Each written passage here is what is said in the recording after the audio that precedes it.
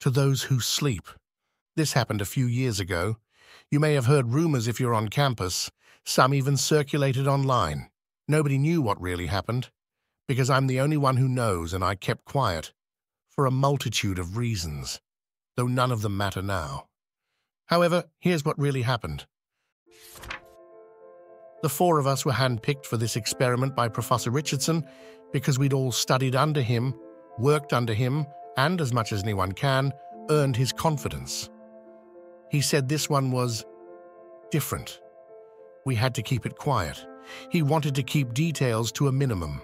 All he would tell us before going in was that he required a month of our lives, and that if he succeeded, sleep would never again be a necessity. Think of it, he said, 6 to 8 additional hours every day. Your month will be paid back before the year is out. If he was right, he'd have a Nobel Prize for sure. It would change the world. We believed in him. Sleep would become a hobby. Imagine that. We felt lucky to be a part of it. We went in with the highest of hopes. We were so excited for a new future for humanity and for ourselves, and yet I was the only one to leave that place. Week 1. Professor Richardson brought us out to the location in his van, explaining along the way what we were to do. For the purposes of the study, we were asked to remain in the compound, as he called it. We would be locked in fact, and deprived of windows and Wi-Fi. Other than endure patiently, we didn't have to do much of anything. My machine does all the work, he explained. It uses a complex melange of sound waves to disrupt the processes of sleep, evolutionary appendices from the days before civilization. The most immediate side effect you'll notice is that you won't dream. Any other effects we noticed during the experiment, we were to catalogue. We were, as he said, in uncharted territory, and therefore had to map out the dangers. The immensity of the project was inspiring enough. Then we saw the compound, the octagon as it was known. A concrete octagonal structure built at the end of a labyrinth of dirt roads somewhere in the backwoods of Searcy, Arkansas. I've never been able to find it again. The prof said it was originally intended as a jail for terrorists, but it was abandoned and never used. It's virtually impenetrable, invisible to satellites, but for us it had been stocked with all the comforts we'd require for a month of dedication.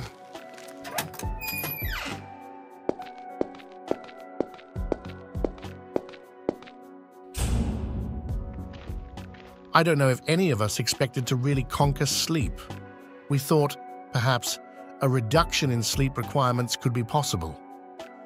We spent a fair amount of the first 2 days speculating on how the machine works with its complex melange of sound waves and whether sleep really is an evolutionary appendix, as the prof had claimed. By the 3rd day of only getting 3 to 4 hours of sleep, contrary to feeling groggy, we were more awake and full of energy than ever. We were alert and ready to debate these ideas. That's when the excitement really hit us. He really did it, JT said. JT was a big, ginger-bearded guy, the sort of guy who still has a healthy collection of magic cards. We don't know that, James said, always the skeptic. He came from Australia just to study under Richardson, actually. The machine could be stimulating the adrenal glands to mildly dose us with adrenaline all throughout the day. Even were that so, wouldn't change the fact that he beat sleep, I said. With our extra time, we were getting in tons of reading, played a stupid amount of Call of Duty, and still had plenty of time to sit around and debate. I guess I have to admit it's fucking amazing, James said. We all felt it. It was almost euphoric, the excitement we felt for being possibly the first humans to live without the need for sleep. Technically, we still needed a few hours each night still, but we decided together that it was more out of habit than necessity. Then, on the 4th day, Don said, "There's something wrong." Don was a serious one, super serious. He used to be a Franciscan, I'd heard. It showed. He didn't talk that much, and when he did, it was usually worth listening to. This time he put into words something I'd been feeling, but I guess just kind of buried under the excitement. With the experiment, or... That was JT. I don't know, he said. It's a feeling. This constant uneasiness, like this isn't going the way it's supposed to be going, or that we're in the wrong place. No, James said. I think that's it. It's this place. We all knew it was weird when we first saw it. This concrete octagon. But living in it, I think there's something wrong with this place, like something terrible happened here. I understood it was never used, I said. Governments always say that about torture prisons, James said. It's more than that, JT said. I feel it too. I thought it was just from lacking windows at first, but that's not it. I think it's the angles. It's like the angles in this building don't add up to what they should. What if everyone's dead outside? Don asked. James jumped up so fast his chair clattered to the ground. Cut that shit out, Don. Why would you even say that? Well, what are you saying? I asked.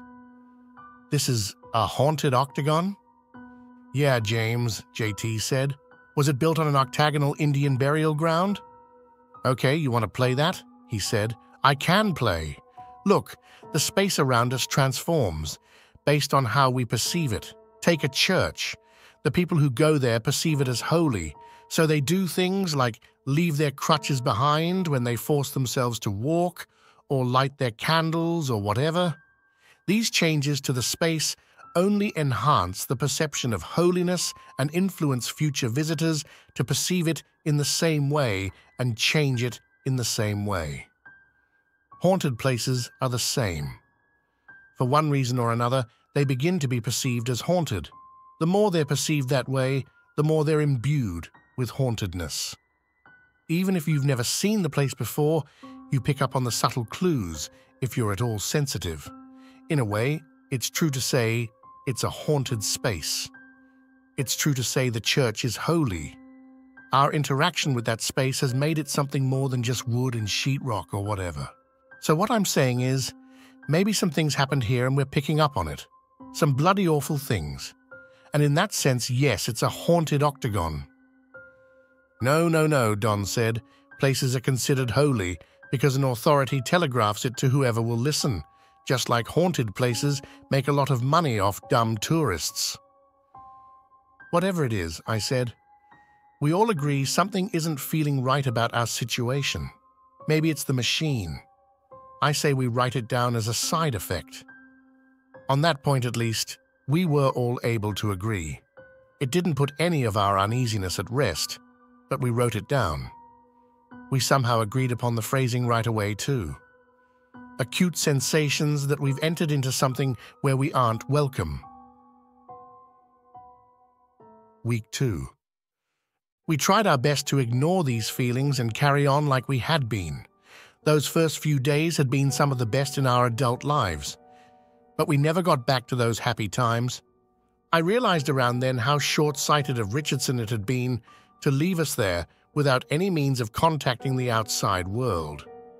When I voiced that opinion, "That's just what I'd been thinking," JT said. "Richardson isn't a dumb guy. You get me? I think he did this on purpose." "Why would he do that?" I asked. "For science, of course," he answered.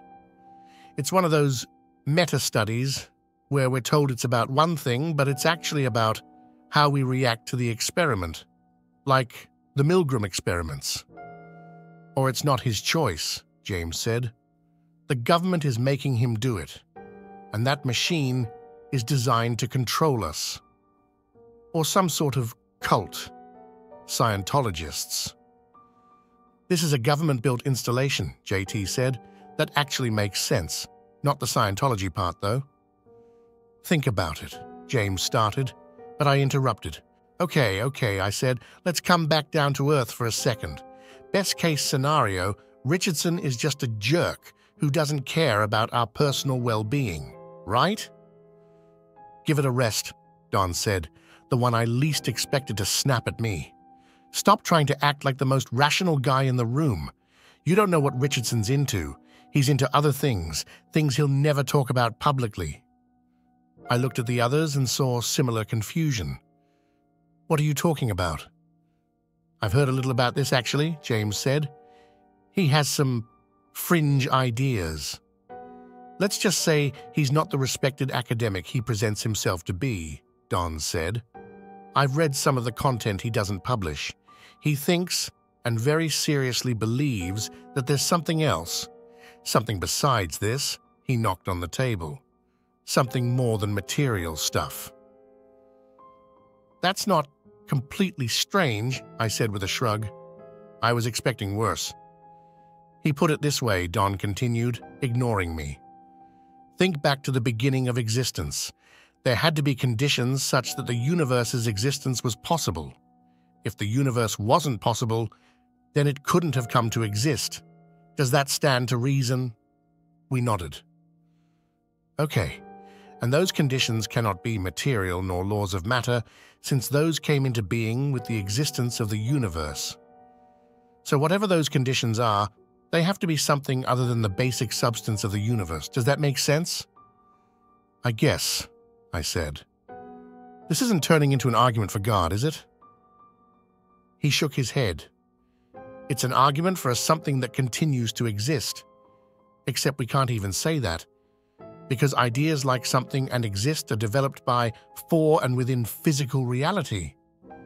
This is something pre-physical, something pre-existence. Whatever it is, allowed the universe to spontaneously be. Who knows what else it's been doing these billions of years? Just asking that question is already violating the stipulations. I started saying, my background in philosophy kicking in. Yes, Don said. But he believes. He thinks it's the source of free will. Our brains touch it somehow, and so he believes he can reach it, study it, use it. I didn't get to read much more than that. And if this experiment is something he's not putting on the books, James added, it may have to do with his more peculiar interests. So instead of eliminating sleep, he's trying to make us see God? I asked sarcastically. I don't know, brother, Don said. I'm just saying if he thinks the brain touches another reality, this is just the kind of experiment he'd want to try to prove his theory. You think he has this room bugged? JT asked. I think he might be in here somewhere, I said, without even thinking of what I was saying. They looked to me waiting for an explanation, and with what looked like fear in their eyes. Strange, we should be so afraid of this man we admired less than 2 weeks ago. I sometimes feel someone watching me sleep, I explained, my voice starting to tremble. I figured it was one of you at first. I feel it especially when I'm not quite awake, but not quite asleep. Those moments when you wake for a few seconds to adjust your pillow, I could feel and see and hear someone standing over me, just breathing and watching, and I was too close to unconsciousness to do anything about it. Then I just fell back to sleep. I could see the terror filling the other's eyes while I spoke. I've been feeling it too, Don said, almost in a whisper, like he was scared to be heard. I thought I was losing it. Me too, James said. Someone else is in here, I said. We drew closer together, our eyes darting nervously around the grey concrete room. We were all feeling the same thing, I'm sure, that we were trapped inside this horrible building with someone or something else. Wait, JT said. What would this person be eating? We don't see our food disappearing. There's no way out. There isn't really anywhere to hide. We got to start being sensible. I let out a sigh of relief, because he was right. Okay, let's think about this, I said. Let's say this is another effect of the machine. Phase 2, paranoia. Phase 2, paranoia, Don said with a consenting nod. We wrote it down. The next day, when we all gathered together for breakfast, JT asked, "Have you all had any dreams?" We all shook our heads. Richardson was right on the money with that one, I said. He said. Do you know feral children don't dream? How do we know that? James asked. They tell us. The few that get socialized. They say dreaming is something that starts only after. When they have language, object permanence, and all that shit. What about dogs? I asked. Like chasing rabbits in their sleep? Autonomic responses? Maybe language and object permanence impacts only the ability to remember dreams, James said.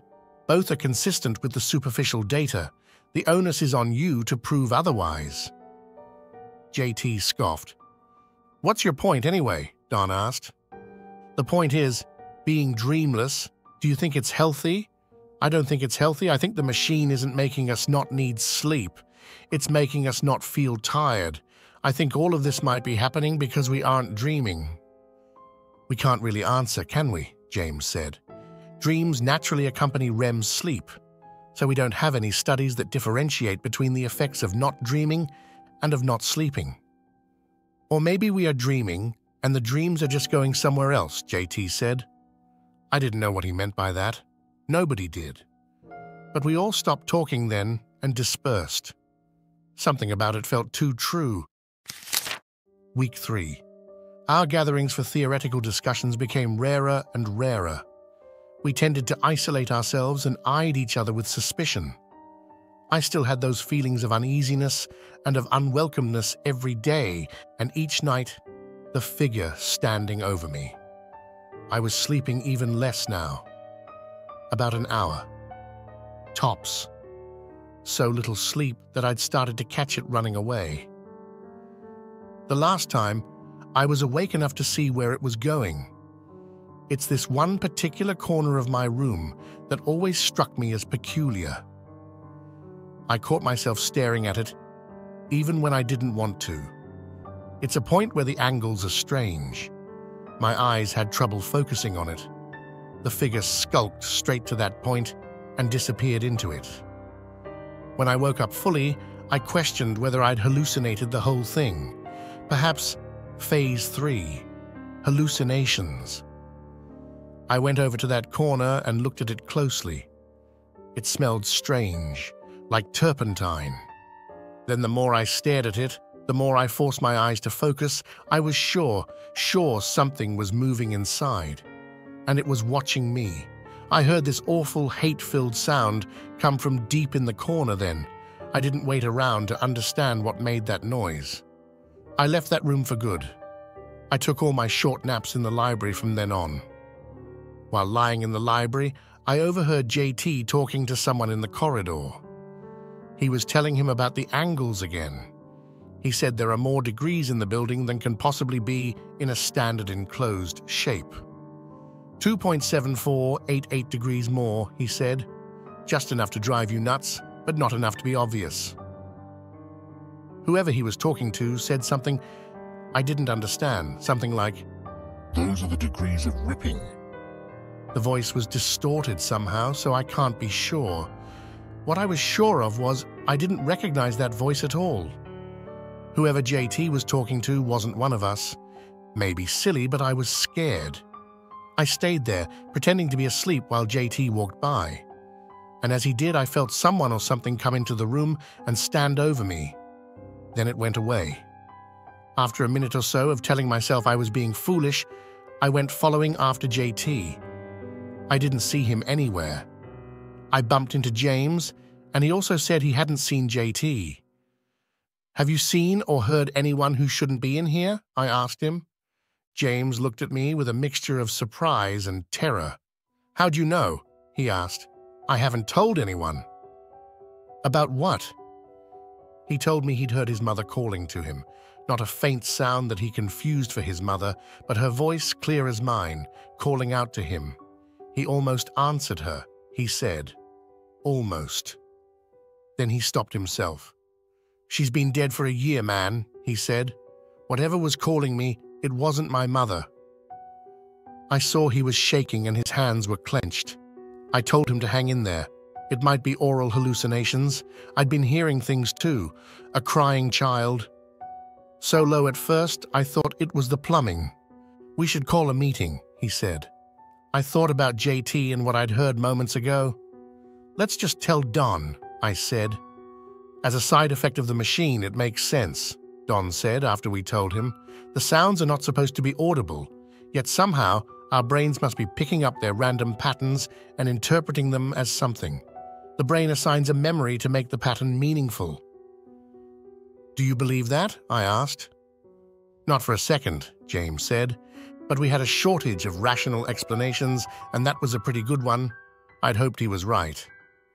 A few days later, I found James in the gym, pounding away at the punching bag. I asked him if he was okay. He ignored me, so I went back to the reading room. A few minutes later, he was behind me. "That voice I've been hearing is not my mother," he said. "Of course not," I said. "We'd already decided that after all." "No, I don't know what I mean. It's just, my mother was a kind person. Even if this voice is trying to sound like her, it's not like her at all. It's not kind. It's not human." I put down my book and looked him full on to see if he was serious. He was, very much so. "She's been telling me about all sorts of things," he said. "She asked me if you remember the shed." I couldn't say anything to that. I was speechless. I never talked about that. For good reason. Took me years to come to terms with what happened. It was a long time ago. I was out playing behind our house in the woods, as I often did. I like to construct shitty tree houses. I went a little off property and came to this shed. I'd never seen it before. It looked old, though. I remember that. I heard a kid crying inside. Thinking I might have a friend to make tree houses with, I looked through the window. The kid was all chained up, and there was a dog bowl on the floor. I wanted to help, but I knew I was trespassing. I looked around.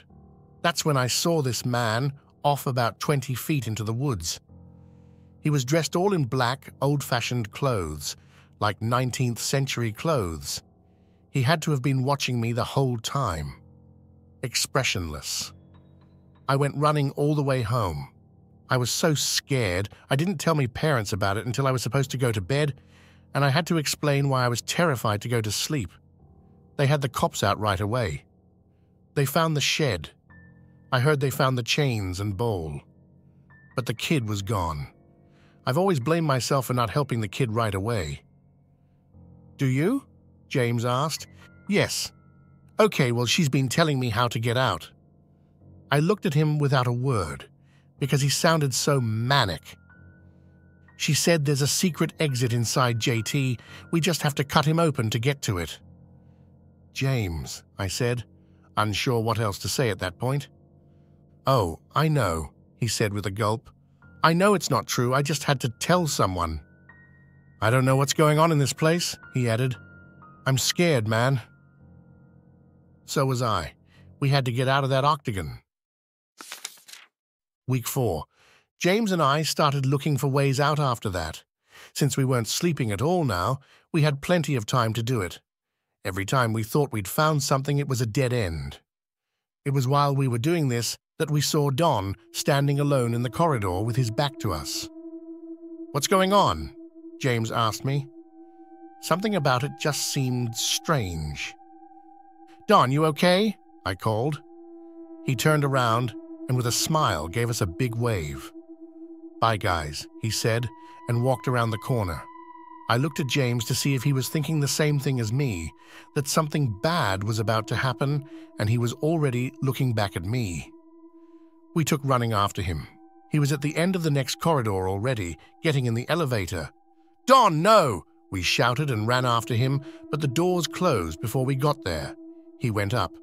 The thing is, the Octagon is a one-floor building. There's no elevator, never before or after.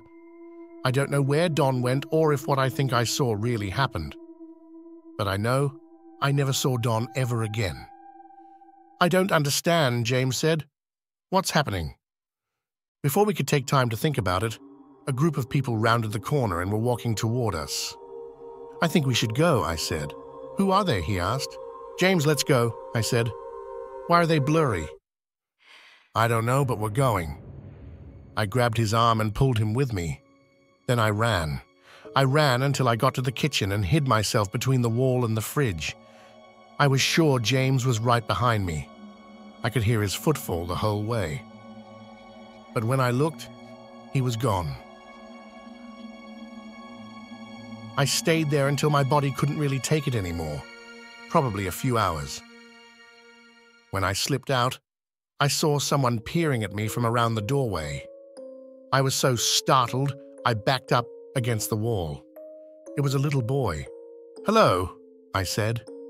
Then I heard screams. The boy was gone. More screams. I couldn't just leave someone in distress, not again. I ran toward the screams, scared of what might be happening to James. I heard a scream again, but this one choked out. It was coming from JT's room. I wished then, and still wish I hadn't opened that door. James was in there. He'd sliced JT open, and he was feeling around in his guts. The shocked, agonized expression was frozen on JT's face. "What did you do?" I asked. "I have to get out," James said as he dug through JT's intestines. I backed out of the room. I didn't know what else to do. I just had to find somewhere to hide until Richardson could get us out of there. Once I was out of the room, I heard James saying, "Mom!" and then he screamed. I ran back in. James was gone. The doorway to the room hadn't left my sight. There's no way he got out, but he was gone. A noxious, black smoke was coming from JT's abdomen. It smelled like burning tires. I went back to the kitchen. I found a supply of candles, melted some wax onto paper towels, and I stuffed my ears with it. Then I curled up in a corner, with my eyes closed, and waited for sleep to come.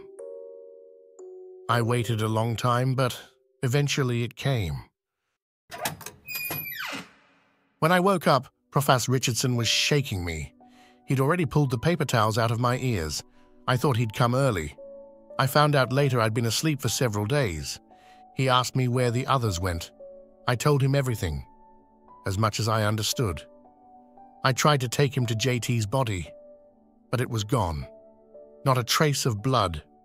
He took me to a hospital after that to make sure I was okay. "I'll foot the bill," he said. "Also, you can forget about your student loans." "Is that how it is?" I asked. "I put you in danger," he said. "So yes, you've earned it. If you keep quiet." I told him I couldn't keep quiet because of what happened to the others. You don't think those things really happened, do you? Would all the laws of the physical universe suspend themselves just for you four? No, those were waking dreams. You weren't supposed to dream at all. I thought I'd compensated for it. The machine needs tweaking. That's science. The others are fine. They'll be laying low for a while until I publish the results. Please do the same. I wanted to believe him. I've always considered myself a rational person. I just didn't believe him. Yes, it all could have been a dream. That would be the simplest explanation. But it was no dream. I tried to find the others. I never could. I don't think they're fine at all. I tried to tell police about it, but they wanted evidence. I couldn't even show them the octagon. James, JT, Don, if you're out there and read this, let me know you're okay. And everyone else, let me tell you what I think. I think Professor Richardson was right about one thing. Sleep really is something we evolved to protect us, except not from the creatures that roam the forests at night. It protects us from something much worse, something all around us. It's not obsolete at all. Thank whatever you believe in that you have sleep and you dream.